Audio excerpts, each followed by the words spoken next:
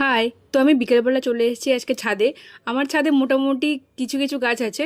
তো কাঠগোলাপের গাছটা নেই, তো ভেবেছিলাম যে কাঠগোলাপের ডাল পেলে আমি লাগাবো। তো আগের দিন আমি নিউ টাউনে ঘুরতে ঘুরতে এই দেখো রাস্তার ধারে পেয়েছি। তো সেখান থেকে একটা ডাল ভেঙে নিয়ে এসেছি, আর এটা আমি 5-6 দিন আগে নিয়ে এসে এর পাতাগুলো কেটে ওইভাবে করে রেখে দিয়েছিলাম ছায়া জায়গায়।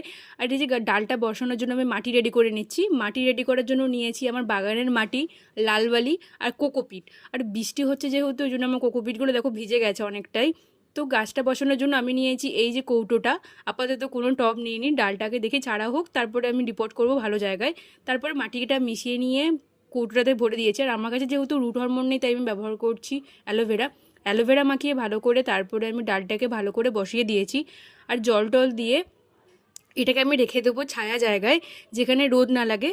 আর এটা তো আজকে আমি বসালাম, আর আমি যত সম্ভব জানি এটা থেকে চারা হতে অনেকটাই টাইম লাগবে। তো এটা তোমাদের সাথে শেয়ার করবো যে ডালটা থেকে চারা হলো কিনা।